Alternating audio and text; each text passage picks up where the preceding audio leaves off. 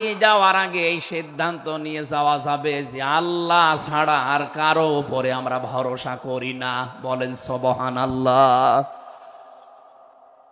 এই তিনটা আয়াত দিয়ে আমি বোঝাতে চেয়েছি কাফের কারা, মুনাফিক কারা, আল্লাহর দৃষ্টিতে মুমিন কারা। 3 নাম্বারে এই তরিকায় যদি আমরা এই 3টি গুণ অর্জন করতে পারি, আজকে আল্লাহর কথাগুলো শুনলে আপনার ভেতরে কাঁপ ধরবে। 2 নাম্বারে আল্লাহর আয়াত তেলাওয়াত হবে, যখন বুঝতে পারবেন যে কি বলে। ওয়াইদা সামিউ মা উনজিলা ইলার রাসূলি তারা আয়ুনাহুম তাফিদু মিনাদ দামি'i মিম্মা আরাফু মিনাল হক ইয়াকুলুনা রব্বানা আমান্না ফাকতুবনা মা'আশ শাহিদিন। সূরা মায়েদা 7 নাম্বার পারার 1 নাম্বার পৃষ্ঠার 1 নাম্বার লাইনের 83 নাম্বার আয়াতে আছে। তাফসিরে ফি জিলালিল কোরআন থেকে শোনাচ্ছি। রব্বুল আলামিন বলেন, নবী আপনি যখন ওদের সামনে পড়বেন, আমার এই আয়াতগুলো যখন ওরা মন দিয়ে শুনবে, অনুধাবন করতে পারবে, উপলব্ধি করার যোগ্যতা যাদের আছে, আপনি দেখবেন ওদের চোখ দিয়ে মনের অজান্তে পানি পড়ছে। এজন্য অ্যাক্টিভ হন আরো, কারণ কোরআন শোনার 2টা নিয়ম আল্লাহ দিয়েছেন। ফাসতামিউ লাহু ওয়া আনসিতু, শুধু শোনা না, তাহলে সামিয়া দিতেন। আল্লাহ ফাসতামিউ দিয়েছেন, এজন্য মনোযোগ সহকারে শুনতে হবে। আজকের তেলাওয়াতকৃত আয়াত থেকে আমরা তাফসীর আকারে কথা বলবো ইনশাআল্লাহ। 2 নাম্বারে চুপ থাকা লাগবে। আমি এখনো অনেককে দেখতে পাচ্ছি এদিকে ওদিকে তাকাচ্ছেন, গল্প করছেন। আশা করছি কোরআনে বর্ণিত আল্লাহর এই 2টা নির্দেশ আপনি মেনে নেবেন। 1 নাম্বারে চুপ থাকবেন, 2 নাম্বারে মনোযোগ সহকারে শুনবেন। লাআল্লাকুম তুরহামুন, আশা করা যায় আল্লাহর রহমত এখানে নাজিল হবে। আল্লাহ আমাদেরকে আয়াতটা মেনে চলার তৌফিক দেন, বলেন আমিন। এজন্য কোরআনের আলোচনা শুনলে সবার চোখে পানি আসবে না। যারা এটা উপলব্ধি করতে পারবে, অনুধাবন করতে পারবে, আপনি দেখবেন তাদের মনের অজান্তেই কখন যেন চোখ দিয়ে পানি গড়িয়ে পড়ছে, তারা নিজেরাও টের পাবে না। আল্লাহ যেন এই 3 নাম্বার এই প্রকার শ্রোতা হিসাবে আমাদের কবুল করেন, বলেন আমিন। দরুদ আর সালাম পাঠ করছি আমাদের নবী মুহাম্মদুর রাসূলুল্লাহ সাল্লাল্লাহু আলাইহি ওয়াসাল্লামের প্রতি, যার প্রতি কোরআনে কারীম আল্লাহ নাযিল করেছেন। সেই কোরআনকে যদি আপনি জিজ্ঞাসা করেন, হে কোরআন, যার উপরে নাযিল হলে তার সম্পর্কে তোমার ভেতরে কোনো কিছু আছে, কোনো পরিচয়? আল্লাহ রাব্বুল আলামিনের কোরআন আমাদেরকে শোনাচ্ছেন, ওয়াইদ ক্বালা রাব্বু ওয়াইদ ক্বালা ঈসা ইবনু মারইয়ামা ইন্নী রাসূলুল্লাহি ইলাইকুম মুসাদ্দিকাল লিমা বাইনা ইয়াদাইয়া মিনাত তাওরাত। আয়াতের শেষের দিকে আল্লাহ ইসমুহু আহমাদ এই শব্দ দিয়ে জানিয়েছেন, হযরত ঈসা আলাইহিস সালাম তিনি জানিয়ে গিয়েছেন এই পৃথিবীতে আমার পরে একজন নবী আসবে যার নাম হবে আহমাদ।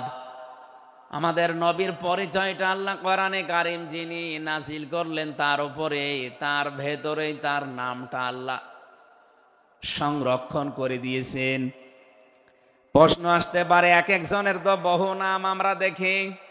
হে কোরআন, তোমার ভেতরে কি মুহাম্মাদুর রাসূলুল্লাহ সাল্লাল্লাহু আলাইহি ওয়াসাল্লাম এই নাম তোমার ভেতরে আল্লাহ কি তার সম্পর্কে দিয়েছেন নাকি? আমরা যে তেলাওয়াত করেছি সূরা ফাতিহা, এই সূরা থেকে যেহেতু আজকে আলোচনা করব, এই সূরার প্রথম আয়াতে আমার আল্লাহ আমার নবীর নামকে উল্লেখ করে জানিয়েছেন। এটা 29 নাম্বার আয়াত, মুহাম্মাদুর রাসূলুল্লাহ সূরা ফাতিহার 29 নম্বর আয়াতটা আমরা পড়েছি, 4 ভাগের 1 ভাগ। এই আয়াত থেকে আমরা আজকের আলোচনার বিষয় সাজিয়েছি। আমার আজকের বিষয়বস্তু, আমরা মুহাম্মদ রাসূলুল্লাহর উম্মত হতে চাই। সত্যি যদি আল্লাহর দৃষ্টিতে বিশ্বনবী মুহাম্মদ রাসূলুল্লাহর উম্মত আমরা হতে চাই, মাস্ট বি তেলাওয়াতকৃত আয়াতের এই বর্ণিত গুণগুলো আমাদের এখন থেকেই অর্জন আরম্ভ করা লাগবে। আমি সহ যারা এসেছি অবশ্যই আল্লাহ এই গুণগুলো এখন থেকে যেন পালন করার তৌফিক আমাদেরকে দান করেন, আমিন। সূরার নাম সূরা ফাতিহা। ফাতাহ মানে বিজয়। এ সূরার প্রথম আয়াতের ভেতরে এই শব্দটা আছে, এখান থেকে নামকরণ করা হয়েছে। আল্লাহ রাব্বুল আলামিন বলেন, ইন্না ফাতাহনা লাকা ফাতহাম মুবিনা। অবশ্যই হে নবী, আমি আপনাকে একটা সুস্পষ্ট বিজয়ের সুসংবাদ দিচ্ছি। এই বিজয়ের ঘটনা তো ঐতিহাসিকভাবে ইবনে কাসিরের ভেতর থেকে আমি শিক্ষার জন্য এবার বলছি। এদিকে খুব অ্যাক্টিভ হয়ে থাকবেন। এই সূরা ফাতিহার 18 নম্বর আয়াত। আমার যতটুকু পড়াশোনা আছে, আমার যতটুকু লেখা আছেন, বসে আছেন, শুয়ে আছেন, কান এবার খাড়া করে দেন। হুদায়বিয়ার সন্ধির যে ঘটনা আমরা শুনেছি এতদিন পর্যন্ত, শুধু শুনেছি অনেকে, কিন্তু এখান থেকে শিক্ষাটা আজ অনেকে নেয়নি। বাংলাদেশের এখন যে অবস্থা, এই শিক্ষা নেওয়ার সময় এখনই।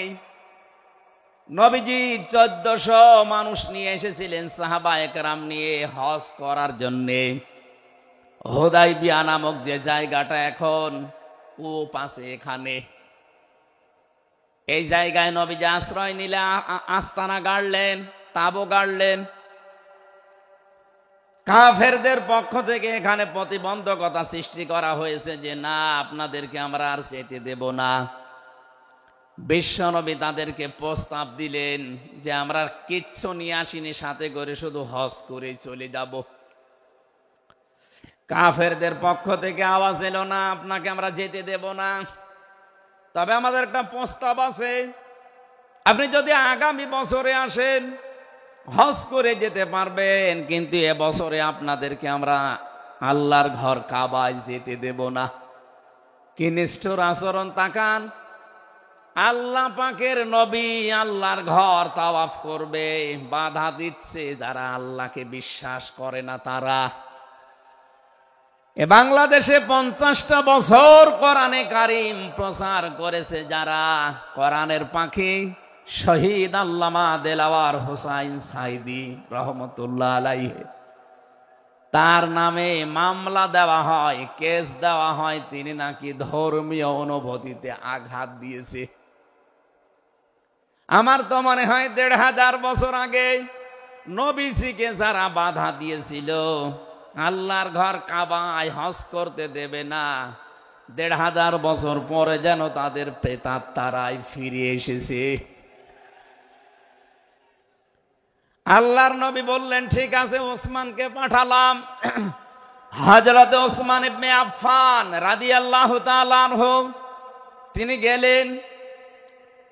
হযরত ওসমানকে তারা আটক করার পরে ঘোষণা দিয়ে দিল, কতিলা ওসমান ইবনে আফফান, ওসমানকে হত্যা করা হয়েছে।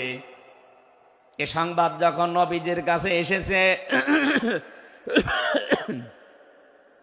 যশোরবাসী খুব খেয়াল করেন, এখানে হযরতে ওসমানকে তারা হত্যা করার ঘোষণা দিয়ে মিথ্যা একটা সংবাদ পাঠিয়ে দিয়েছে নবীজির কাছে।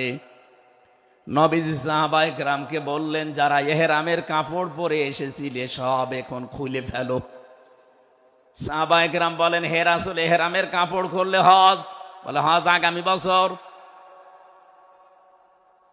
বাংলার মুসলমানের আমি কেন বলছি এই আয়াতটা, 2-1 মিনিট পরে আপনি টের পাবেন। দ্বিতীয় নম্বর, নবীজি বললেন, আজকে রমজান মাস এটা, এ রমজান মাসের এখন আর আধা ঘন্টা 1 ঘন্টার সময় আছে মাত্র ইফতারি করার। এখনই ভেঙে ফেলো, ইফতারি করে ফেলো। দরকার আগামীতে রোজা আবার রমজান সিয়াম আবার করে দেওয়া যাবে। যে দুইটা সিদ্ধান্ত নিলেন দুইটাই ফরজ, একটা রোজা একটা হজ। নবীজি কিন্তু জানতেন ইহরামের কাপড় খুলে ফেললে হজ ভেঙে যাবে, আর একটু পরেই তো ইফতারি করলে রোজাটা হয়ে যায়। বিশ্ব নবী বলেন না এক্ষুনি রোজা ভেঙে ফেলো। আবার বলছে কান খাড়া করেন, আমি কিন্তু 2 মিনিটের ভেতরে জায়গায় যাব। এত বড় দুইটা বড় বড় ফরজ বিধান নবীজি লঙ্ঘন করছেন, কারণটা কি? কারণ একটাই, ওরা একজন নিরপরাধ মানুষকে আটক করে হত্যার ঘোষণা দিয়েছে। আপনি বাংলাদেশকে 15.5 বছরের সাথে ওই ঘটনাটা মিলান। একটা নিরপরাধ মানুষ মাত্র একজন, তাকে আটক করে হত্যার ঘোষণা দেওয়ার কারণে যদি নবী মুহাম্মদ রাসূলুল্লাহ হজ ছেড়ে দিতে পারেন, রোজা ছেড়ে দিতে পারেন, তিনি ওই বাবলা গাছের নিচে হাত দিলেন। সাহাবায়ে কেরামকে বললেন আমার হাতের উপরে সবাই হাত লাগাও, আমি আজকে তোমাদেরকে বায়াত গ্রহণ করাবো, শপথ নেব তোমাদের কাছে। 1399 জন নবীর সাথে আছে। আর হযরত ওসমানকে যেহেতু তারা আটক করেছে, এই 1399 জন সবাই নবীজির হাতের উপরে একটার পরে হাত দিতে আছে। বিশ্ব নবী ডাক দিয়ে বলেন সাহাবীরা, জিবরাইল এই মাত্র সূরা ফাতিহা এই সূরার 18 নম্বর আয়াতটা আমাকে তেলাওয়াত করে শুনিয়ে গেল। জিবরাইল এসেছিল, তোমরা কেউ দেখতে পাওনি। জিবরাইল আয়াতটা শুনিয়েছে, লাকাদ রাদিয়াল্লাহু আনিল মুমিনিনা ইয ইউবাইউনাকা তাহতাশ শাজারাতি ফাআলিমা মা ফি কুলুবিহিম ফানজালাস সাকিনাতা আলাইহিম ওয়া আসাবাহুম ফাতহান করিবা। খুব খেয়াল করেন, সেই সময় পর্যন্ত আমি চলে এসেছি। নবীজি নিজের বাম হাতটা সাহাবায়ে কেরামদের উপরে রেখে বললেন, সাহাবীরা আজকের এই বায়াতের উপরে, শপথের উপরে আল্লাহ পাক নিজেই জানিয়েছেন যে তিনি রাজি হয়ে গেছেন। আয়াতটা শুরু করার আগে আল্লাহ দুইটা তাকিদ দিয়েছেন, লাম এবং কদ। লাকাদ রাদিয়াল্লাহু আনিল মুমিনিন। আল্লাহ পাক বলেন আমি নিজে মুমিনদের উপরে অবশ্যই অবশ্যই রাজি হয়ে গেছি। রাজি হব না, হয়ে গেছি। তাহতা শাজারাতি, এই গাছের নিচে আপনার হাতের উপরে যারা হাত দিয়ে আজকে শপথ বাক্য পাঠ করছে যে ওসমান হত্যার বদলা না নিয়ে কেউ মদিনায় ফেরত যাবে না, আমি আল্লাহ তাদের মনের খবর যেহেতু জানি, ফাআলিমা মা ফি কুলুবিহিম, তারা যে শপথ নিচ্ছে এটা কিন্তু লোক দেখানোর জন্য না, এটা মন থেকে। ফানসালাস সাকিনাতা আলাইহিম, তাদের উপরে আমি আল্লাহর প্রশান্তি নাসিল হয়ে গেছে অলরেডি। ওয়াসাবাহুম ফাতাহান করিবা, তাদেরকে আমি আসন্ন একটা বিজয়ের সুসংবাদ দিচ্ছি। সুতরাং এই বায়াতের রিদওয়ানের উপরে যেহেতু সবাই হাত দিয়েছে, ওসমানের হাতটা এখানে নেই, হে নবী আপনার বাম হাতটা উপরে তুলে ধরেন, এইটাই আমি ওসমানের হাত হিসাবে মেনে নিলাম। তার মানে 1400 মানুষের উপরে আমি আল্লাহ অলরেডি রাজি হয়ে গেছি। আমার মুসলমান ভাইরা, এবার আমি খেয়াল করার জন্য আর একবার বলছি, এইটা বলার জন্য আমি এতক্ষণ ঘুরছিলাম। একটা নিরপরাধ মানুষকে ওরা মিথ্যা তথ্য ছড়িয়েছে যে আটক করা হয়েছে, মেরে ফেলা হয়েছে, হত্যা করা হয়েছে। নবীজি একজন মানুষের জীবনের বদলা নেওয়ার জন্য 1400 মানুষকে তিনি বায়াত করাচ্ছেন, শপথ বাক্য পাঠ করাচ্ছেন। একটু খেয়াল করেন তো, একজন মানুষের জীবনের জন্য জীবন দিতে প্রস্তুত 1399 জন, আর নবী সহ। এমন বাক্য তিনি পাঠ করিয়েছেন, এমন শপথ নিয়েছেন যে আল্লাহ অলরেডি রাজি হয়ে আয়াত নাজিল করছেন। নবীজি বললেন ওরা ওসমানকে হত্যা করেছে। ওসমান একজন নিরপরাধ মানুষ। একটা নিরপরাধ মানুষকে বিনা কারণে আটক করে হত্যা করেছে, ওদের কোনো ক্ষমা নেই। আমরা আজকে এই 1400 মানুষ শপথ নিলাম, ওদেরকে হত্যার প্রতিশোধ না নিয়ে আমরা কোনোদিন আর মক্কা মদিনায় ফেরত যাব না। আমার তো মনে হচ্ছে বাংলাদেশে এখনো বহু মানুষ বিনা কারণে যাদেরকে হত্যা করা হয়েছে, নিরপরাধ মানুষগুলোকে ফাঁসির কাস্টে ঝোলানো হয়েছে। কত মানুষকে মৃত্যুর দিকে ঠেলে দিয়েছে। এখনো জিন্দা শহীদ জনাব এটিএম আজহারুল ইসলাম এখনো জেলখানায় পৌঁছতেছে। বানানো বিচার ব্যবস্থা, বানানো বিচারপতি, নিজেদের উকিল, নিজেদের পিপি, নিজেদের সাক্ষী, নিজেদের রায় সব দিয়ে একটা মানুষকে আর 17 বছর আপনি আটক করে রেখেছেন। আমার তো মনে হয় এখন সময়ের দাবি। সূরা ফাতিহা থেকে যেহেতু তাফসীর শুনছেন, আজ এই বাংলার 18 কোটি জনগণের উপরে যদি আল্লাহ পাক খুশি হতে চান, এই নিরপরাধ মানুষগুলোকে জেলখানা থেকে মুক্ত করা লাগবে।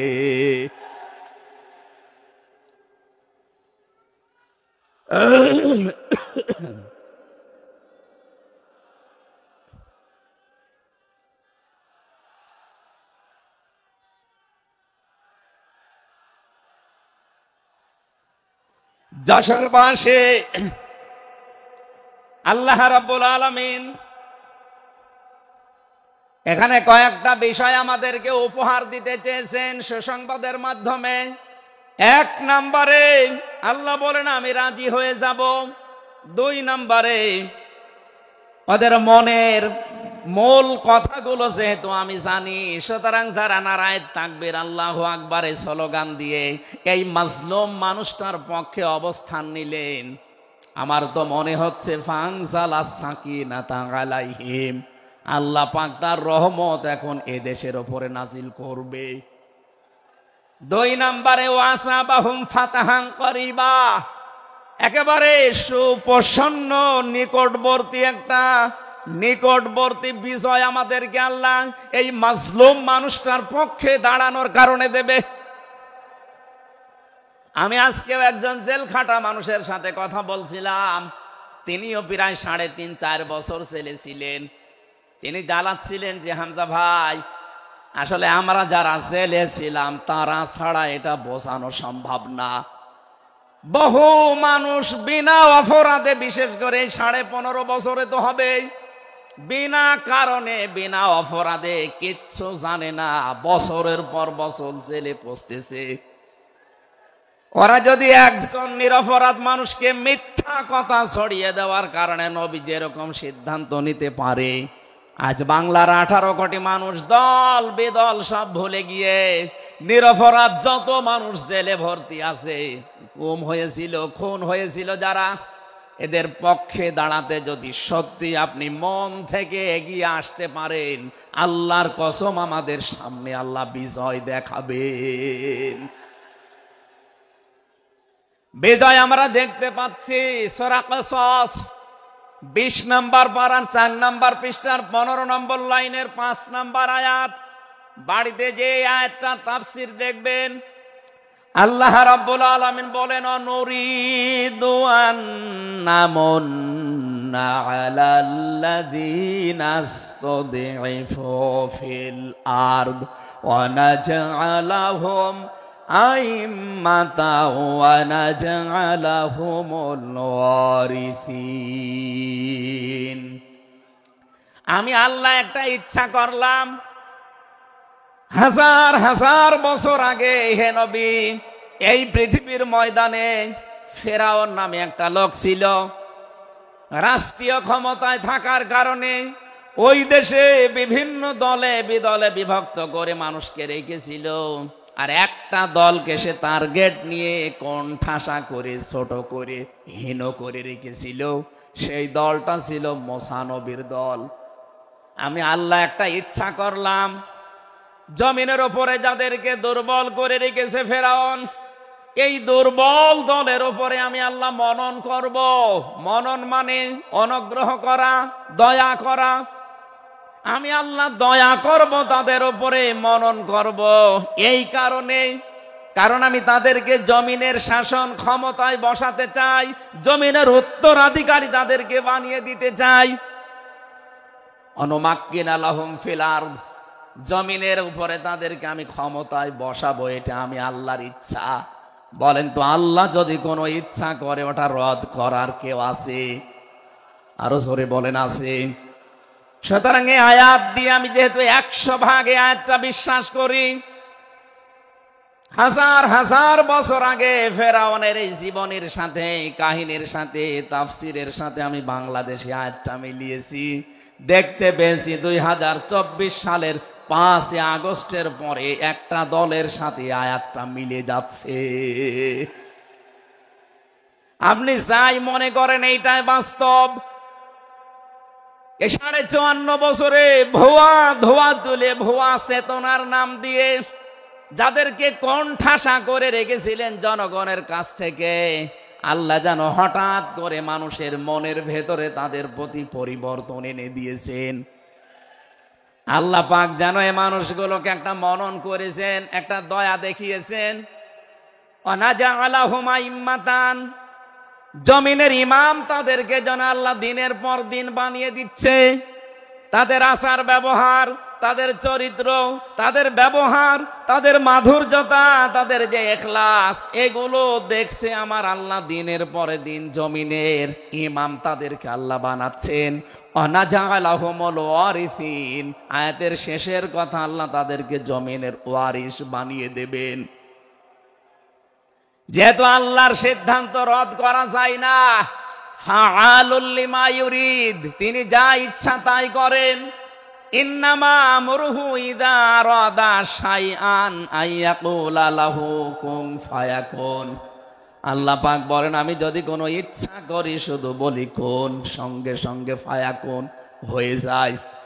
কোরআনের উপর আমার 100% বিশ্বাস নিয়ে কথা বলছি আমি। এই আয়াতগুলো মাস্ট বি আমার আল্লাহ বাংলাদেশে দেখাবে। বলেন আমিন, আরো জোরে বলেন আমিন। 6 নাম্বার আয়াত হচ্ছে অনুমাক্কিনা লাহুম ফিল আরদ, আমি আল্লাহ তাদেরকে জমিনের চেয়ারে ক্ষমতায় বসিয়ে দেব। কেন জানো? অনুরিয়া ফিরআউনা ও হামানা ও জুনুদাহুমা মিনহুম মা কানু ইয়াহযারুন, আমি আল্লাহ দেখাতে চাই ফেরাউনকে, হামানকে আর তার সৈন্যবাহিনীকে, তারা তাদেরকে সবচাইতে বেশি ভয় করত জমিনে যাদেরকে, সেই মুসা নবীর দলকে আমি আল্লাহ জমিনের শাসন ক্ষমতায় বসিয়ে তাদেরকে দেখাবো। এই 54 বছর জালেম এবং মুনাফিকরা সবচাইতে বেশি ভয় বাংলাদেশে যাদেরকে করেছে, তাদের প্রতি মানুষের মন মানসিকতা আল্লাহ ঝুঁকিয়ে দিয়েছেন। এই জন্য কোরআনের আয়াতের উপরে বিশ্বাস করে বলছি, এই বাংলাদেশে যারা নিরপরাধ মানুষ আছে তাদেরকে যদি 5 তারিখের পরে বিভিন্ন আন্দোলনের কারণে, মানবিকতার কারণে ছেড়ে দেওয়া হয়, বিশেষ করে ম্যাডাম খালেদা জিয়াকে আপনি ছেড়ে দিয়েছেন। এরপরে আমরা দেখতে পেলাম আব্দুল সালাম পিন্টু ভাইকে ছেড়ে দিয়েছেন। এরপরে গিয়াসউদ্দিন মামুন ভাইকে ছেড়ে দিয়েছেন। মিয়ানুরউদ্দিন অপু ভাইকে ছেড়ে দিয়েছেন। আমরা চাই জনাব এটিএম আজহারুল ইসলামকেও মুক্তি দেওয়া হোক। এ দাবির পক্ষে আছেন কারা দেখে? লিল্লাহি তাকবীর।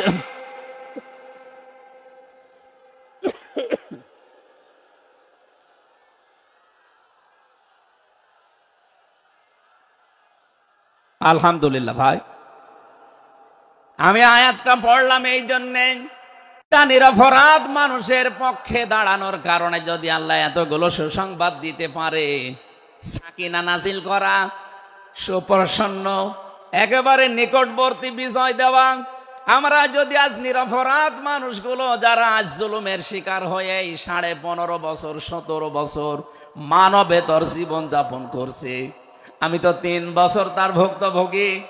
3টা বছর আমাদেরকে ফাঁসির কন্ডেম সেলের ভেতরে 24 ঘন্টা লক আপ দিয়ে রাখতেন।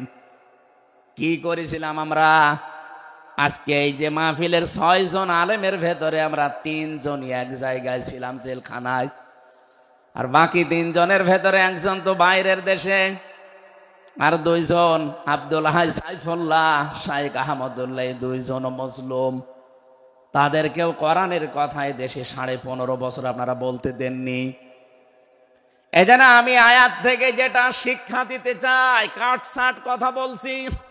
বাংলাদেশে যদি আল্লাহর সাকিনা প্রশান্তি মনে এবং বাইরে আপনি দেখতে চান, সুপ্রসন্ন বিজয় যদি দেখতে চান, অবশ্যই আপনাকে নিরপরাধ যারা এখনো পর্যন্ত বিভিন্ন জায়গায় মাজলুম হয়ে আছে তাদের পক্ষ নেওয়া লাগবে। এই কথা বলুন। আল্লাহ আজকে আমাদের জীবনে 100% মেনে চলার তৌফিক দেন, বলেন আমিন। এই সূরা ফাতিহা থেকে আমরা পড়েছি 29 নম্বর আয়াত। আমাদের আলোচনার বিষয় মুহাম্মদুর রাসূলুল্লাহর উম্মত কারা। রব্বুল আলামিন বলেন মুহাম্মদুর রাসূলুল্লাহ। মুহাম্মদ সাল্লাল্লাহু আলাইহি সাল্লাম আল্লাহর রাসূল। হে নবী, দুনিয়ার কেউ যদি আপনার রিসালাত স্বীকার না করে, কেউ যদি সাক্ষী না দেয়, আমি আল্লাহ নিজে সাক্ষী দিয়ে দিলাম আপনি আমার রাসূল। সুতরাং এই বাংলার জমিনে কেউ যদি নবীর আদর্শ না মানে, বিশ্ব নবীর কোনো ক্ষতি হবে না, আল্লাহরও কোনো লস নেই, যত ক্ষতি আমাদের। কথা বলে না কেন?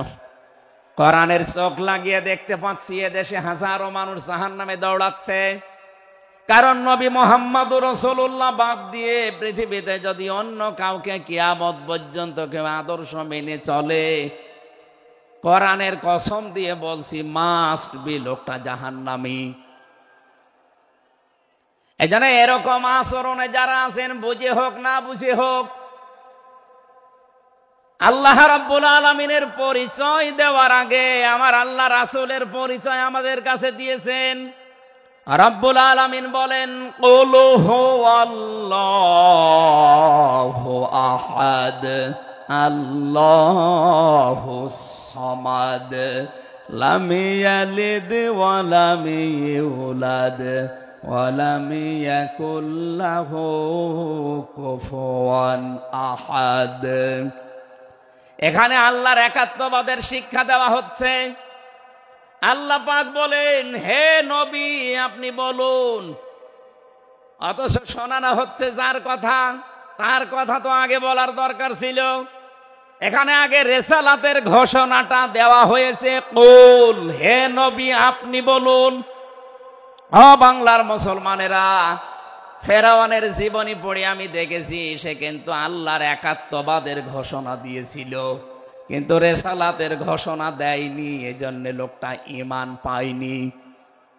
বাংলাদেশে বহু মানুষকে আমরা দেখতে পাচ্ছি আল্লাহর কথা বললেও বলেন আমরা কি নামাজ পড়ি না, রোজা রাখি না, আমি কি হজ করি না, দান সাদকা করি না। এগুলো সব আল্লাহর বিধান। এগুলোর পাশাপাশি আল্লাহর প্রেরিত পুরুষ যিনি আমাদের এই জামানায়, আল্লাহর প্রেরিত পুরুষ যিনি কিয়ামত পর্যন্ত, তার নাম মুহাম্মাদুর রাসূলুল্লাহ। জ্ঞানী মানুষ যারা বসে আছেন এক কথায় তারা বুঝবেন আমি জানি। আজ বিশ্ব নবীর আদর্শ বাদ দিয়ে আপনি কার আদর্শ মানেন আপনার বিবেকের কাছে প্রশ্ন করেন।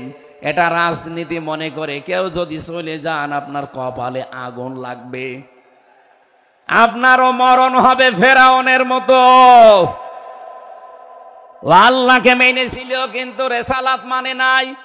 এদেশে আজ অনেকেই আল্লাহর কথা বললে নামাজ পড়ে, রোজা রাখে, হজ করে আসে, দান সাদকা করে। আরে ভাই এগুলো সবই আল্লাহর বিধান।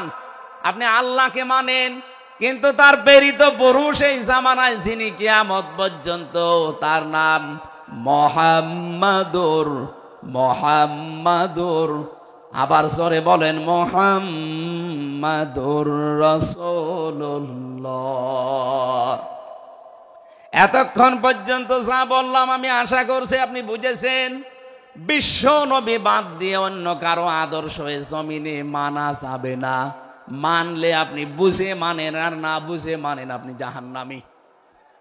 এখন যদি মুসা আলাইহিস সালাম আসে দুনিয়ায়, যদি ঈসা নবী এখন আসে, আর আমরা কেউ যদি আল্লাহর নবী মুহাম্মদুর রাসূলুল্লাহকে বাদ দিয়ে ঈসা নবী মুসা নবীকেও মেনে চলি, নিছক আপনি জাহান্নামী।